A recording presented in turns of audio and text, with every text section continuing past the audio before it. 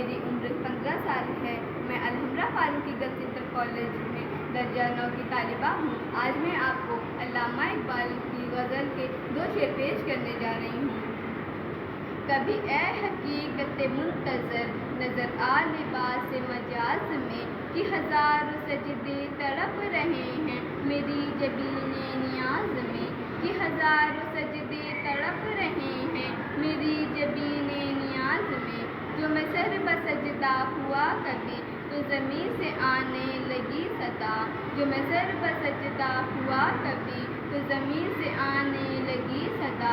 تیرا دل تو ہے صنم آشنا، تجھے کیا ملے گا نماز میں، تیرا نام آشنا تجھے کیا ملے گا نماز میں۔ اب میں آپ کو اس شعر کی تشریح بتانے جا رہی ہوں۔ کبھی اے حقیقت منتظر نظر آ لباس مجاز میں، کہ ہزاروں سجدے تڑپ رہے ہیں میری جبین نیاز میں۔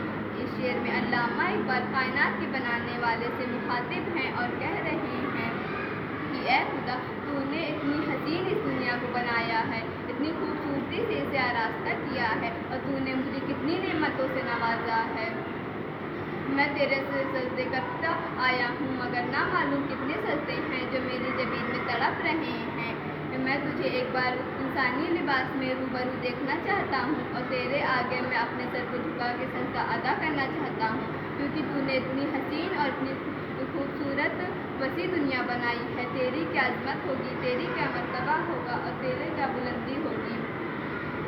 میں تیرا شکر ادا کرنا چاہتا ہوں، کیونکہ تو نے اتنے اچھے والدین تمام زندگی کی آسانیاں مجھ پہ فراہم کر دی۔ اب میں آپ کو دوسرے شعر کی تشریح بتانے جا رہی ہوں۔ جو میں سر بسجدہ ہوا کبھی تو زمین سے آنے لگی صدا، تیرا دل تو ہے صنم آشنا تجھے کیا ملے گا نماز میں۔ اس شعر میں علامہ اقبال کہتے ہیں کہ جب انسان نماز پڑھتا ہے تو اسے نماز ایسی پڑھنی چاہیے کہ اسے دنیاوی ہر ایک چیز بھلا کے بس وہ یاد الہی میں کھو جانا چاہیے۔ اور جب انسان خدا کی عبادت کرتا ہے تو اس کا دل و دماغ دنیاوی چیزوں میں لگا رہتا ہے، جس وجہ سے اس نماز کا کوئی معنی نہیں ہوتا ہے۔